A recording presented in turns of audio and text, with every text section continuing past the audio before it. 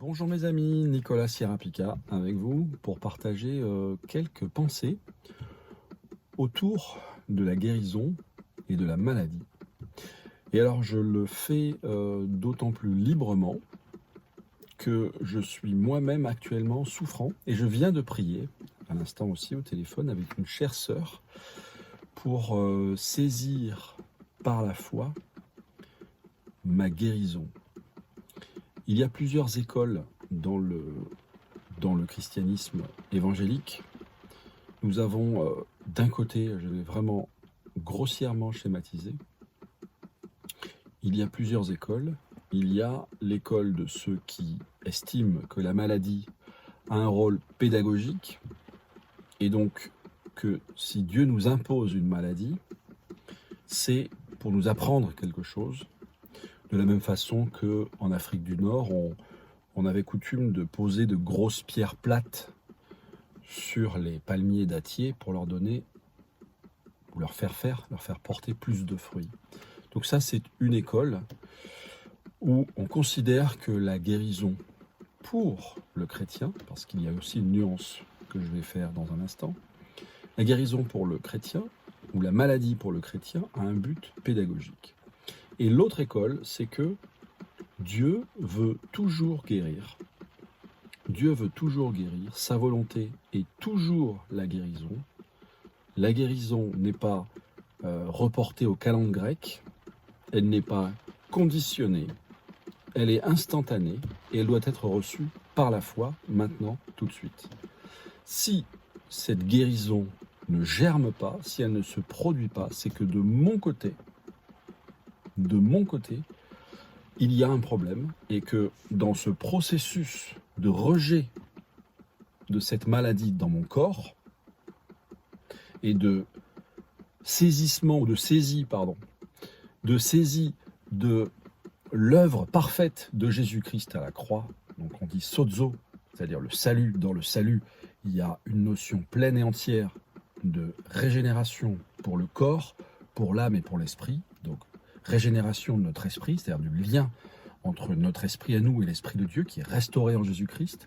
Il y a une restauration aussi de notre âme et de tout ce qui a fermenté dedans, de tout ce qui a été le produit du péché, on va dire, ou d'une mauvaise éducation, une mauvaise expérience. Donc il y a une restauration et aussi de tout ce qui s'est produit dans notre corps au niveau traumatique, au niveau blessure ou au niveau carrément défaut de naissance, puisqu'on voit dans Jean chapitre 8, est-ce que c'est cet homme qui a péché ou est-ce que ce sont ses parents qui ont péché? Et Jésus répond, vous êtes dans l'erreur parce que vous ne comprenez ni les Écritures ni la puissance de Dieu, c'est afin que la gloire de Dieu soit manifestée en lui.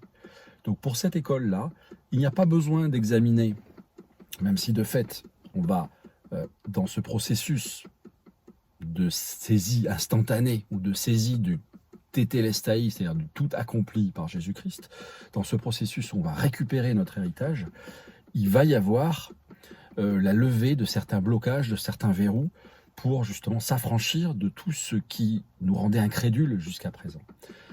Donc l'école qui va tolérer en soi la maladie comme étant une grâce de Dieu pour nous apprendre des choses, et l'école de ceux qui dit il faut rejeter la maladie, rejeter le mal, rejeter la douleur, rejeter et saisir toutes les ressources divines. Et là, on peut aussi être le bénéficiaire de miracles dits de création. Qu'est-ce que c'est qu'un miracle de création?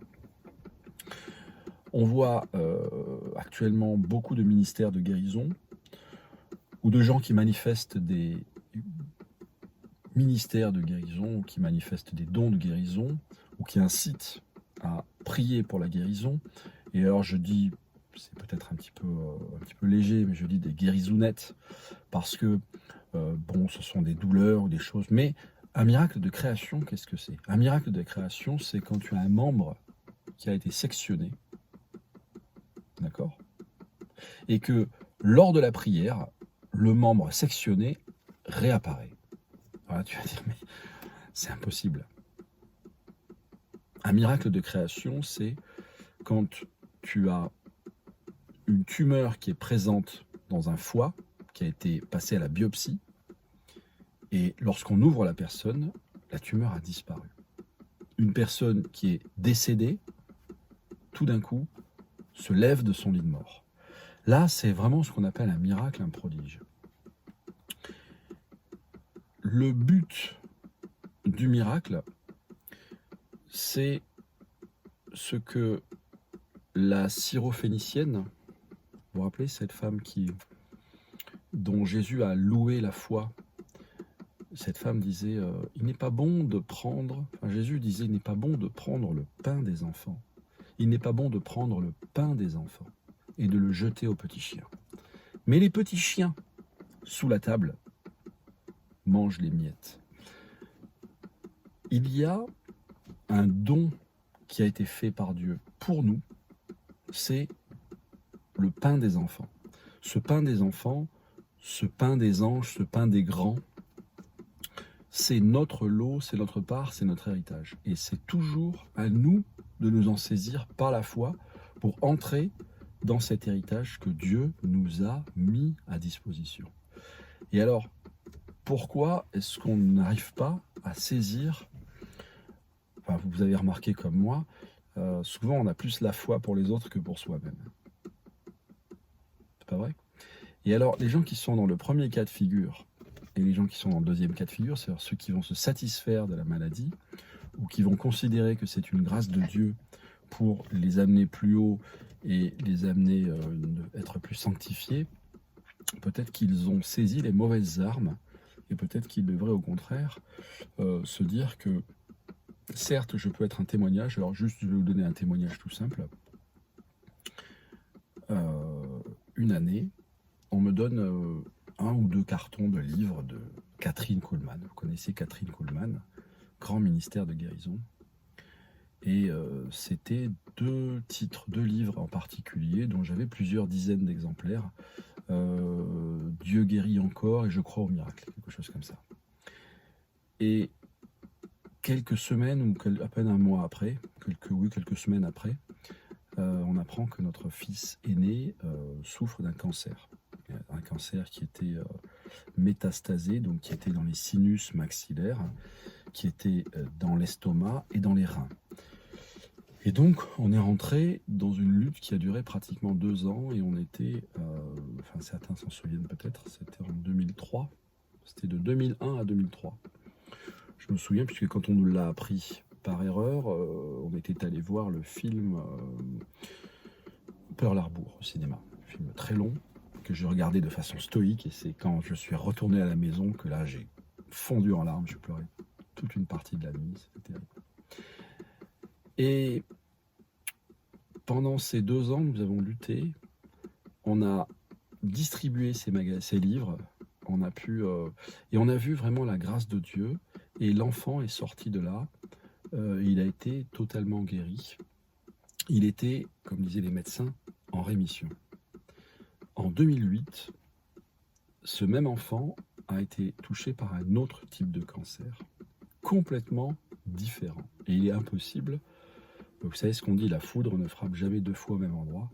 Et en réalité, cet enfant avait des troubles ou des carences génétiques, on va dire ça comme ça, qui le rendaient vulnérable à ce genre de problème. Et donc là, il s'est retrouvé avec 6 tumeurs dans son cerveau. On a lutté, on a prié, vous savez, on a la foi. On a lutté, on a prié, on a lutté, on a prié. On a eu des percées, on a vu des victoires, mais au bout de 2 ans, l'enfant est décédé. On s'est même retrouvé pendant 2 heures dans le dépositoire. Un dépositoire, c'est une pièce où on peut présenter le corps du défunt. Et il fait une température très basse. Et on est resté pendant 2 heures à prier jusqu'à ce que mon épouse ait une vision. Donc j'étais avec un frère pasteur, mon épouse et moi-même. Et donc jusqu'à ce que mon épouse ait une vision et elle a compris que notre fils était au ciel auprès de Dieu et l'a accepté. Et moi j'avais eu cette même conviction au moment du décès en fait, au moment du décès. Donc bon, peu importe, enfin disons que le jour de l'enterrement, qui est intervenu 2 jours après, sont venus beaucoup de gens de notre cité, beaucoup d'églises aussi, il y avait plus de 150 personnes. Et un frère est venu de Paris, un pasteur bien connu est venu de Paris, il nous a fait l'honneur de venir faire un très beau message. C'est une belle journée, ça a été magnifique, ça a été un beau moment d'évangélisation pour tous les gens du centre où était notre enfant, parce qu'il était dans une école spécialisée. Donc ça a été vraiment un message d'évangélisation très beau, très fort. Et je me suis rendu compte que Dieu, dans sa grâce, a enlevé notre enfant au meilleur moment pour lui. Je ne sais pas comment vous le dire. Mais quand un enfant meurt à l'âge de 16 ans, c'est pas humain, c'est pas normal. Eh bien, l'enfant a été enlevé, je dirais, au moment optimal de sa vie terrestre. Peut-être après aurait-il décliné, peut-être aurait-il perdu la foi, mais on l'a enterré avec sa Bible, ses mains sur sa poitrine et sa Bible sur sa poitrine. Voilà. Le jour de l'enterrement, donc, beaucoup de gens du quartier sont venus, et puis il y avait cette famille musulmane qui est venue aussi avec un homme en djellaba et puis sa femme voilée. Je suis allé les chercher, je leur ai dit de venir s'ils se tenaient à distance. Je lui ai dit mais venez, venez. Et je vois cet homme, 1 ou 2 jours après l'enterrement, je suis au fond de mon jardin, je vois cet homme qui est là, qui fait les 100 pas et qui est visiblement pas bien et qui tient sa cigarette à la main. Et je lui dis ça va, il me dit bah non, je voudrais arrêter de fumer mais j'y arrive pas. Et là, il y a eu comme 2 chemins qui se sont dessinés en moi. Le premier chemin, ça aurait consisté à dire bon bah je viens de traverser une épreuve terrible, j'en suis sorti vaincu. On a fait tout ce qu'on a pu, tous les moyens humains ont été mis en œuvre. Ça n'a pas abouti, donc c'est que quelque part, c'est la volonté de Dieu que les choses demeurent ainsi. Et donc ce n'est pas la peine de prier pour la guérison. Ça, on le voit dans la Bible, le but de l'épreuve, souvent, ce que le diable fait dans l'épreuve, c'est de nous amener à une conclusion, un peu celle que va verbaliser la femme de Job, maudit Dieu et meurt. C'est-à-dire que Dieu n'est pas intéressé par le sort des humains, Dieu n'est pas intéressé par mon sort, Dieu n'est pas intéressé par la situation qui est la mienne. De toute façon, Dieu au ciel, il a tellement de choses à faire. Comment voulez-vous qu'il s'intéresse à moi? Donc, Dieu n'est pas intéressé par tout ça. Donc, laissons les choses ainsi. C'est le destin. C'est comme ça. Fatalité. Voilà. Donc, première solution, moi, je ne prie plus pour les malades. Deuxième solution, j'ai été dans la lutte, j'ai été dans le combat, j'ai été vaincu quelque part, parce que le décès, la mort, c'est toujours perçu comme une défaite, comme un aveu de défaite. J'ai été vaincu, mais il n'en demeure pas moins que Dieu est bon, Dieu est grand, Dieu est souverain, il n'est pas tombé de son trône. Sa puissance de vie continue à agir, de toute façon, tout est vie en lui, tout est lumière en lui, tout est vie dans la nature, dans le monde, la nature entière, tout bourgeonne, tout pousse, tout va de l'avant, tout va vers l'extérieur, tout se renouvelle, tout est merveilleux, tout est beau, tout est possible. C'est le processus de la foi, et ce processus de la foi ne s'appuie pas sur mes considérations, ma compréhension, mes états d'âme ou sur les circonstances. Et donc, qu'est-ce que j'ai fait? J'ai fait ce que ma foi me dictait de faire. C'est-à-dire que je venais de perdre un enfant, je venais d'enterrer un enfant, cet homme en avait été témoin. J'ai posé mes mains sur lui et j'ai commandé. Je n'ai pas dit « Oh Seigneur, je te prie, s'il te plaît, fais un miracle, si c'est ta volonté, et nanana, vous savez. » Non, j'ai fait une prière péremptoire qui s'appuie sur ce que Dieu dit.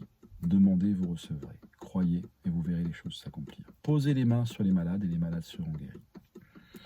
Donc j'ai posé mes mains sur cet homme et j'ai dit au nom de Jésus-Christ maintenant que la tabagie te quitte.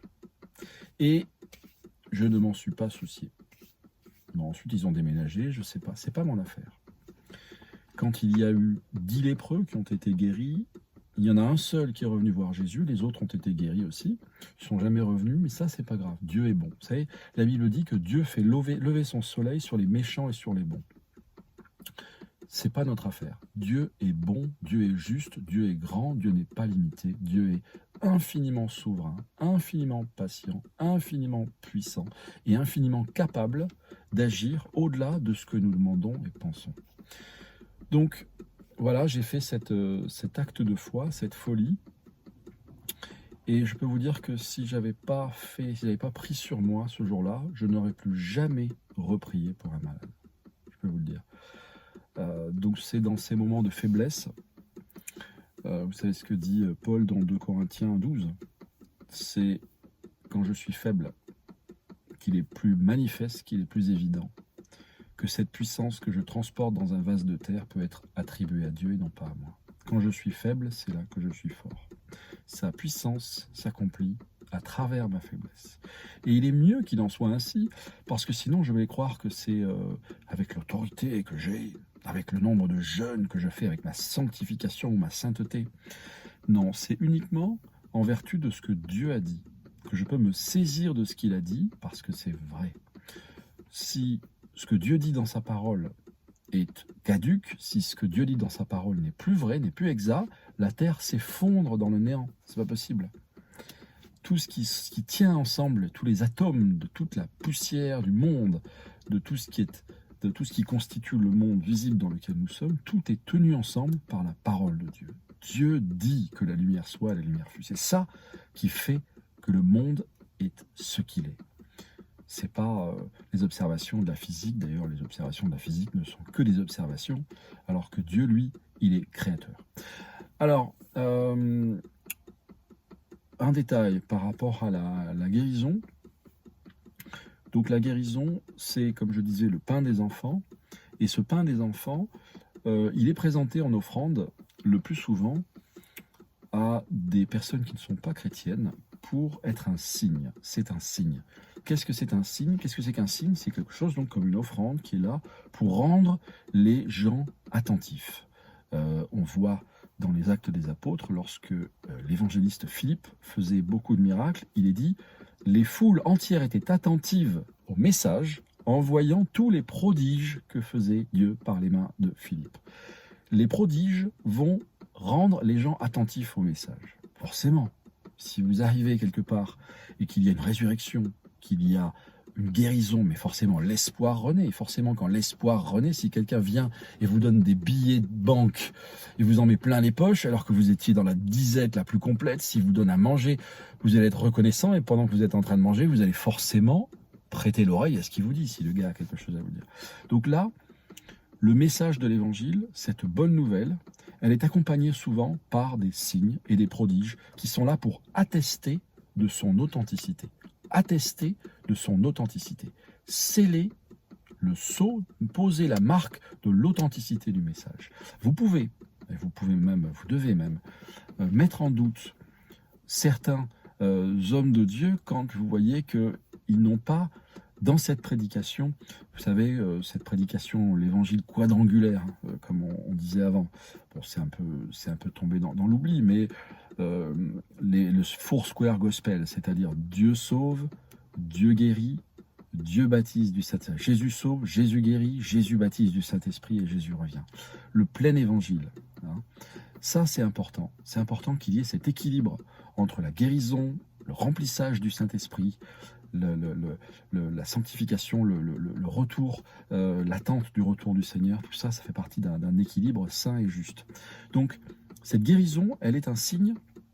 Pour les non-chrétiens, ça les rend attentifs. Et donc pour le chrétien, comme je vous disais, première position où on va accepter comme une épreuve sanctifiante, mais nous laissant dans cet état de défaite parce que cette grande puissance est attribuée à Dieu et non pas à nous.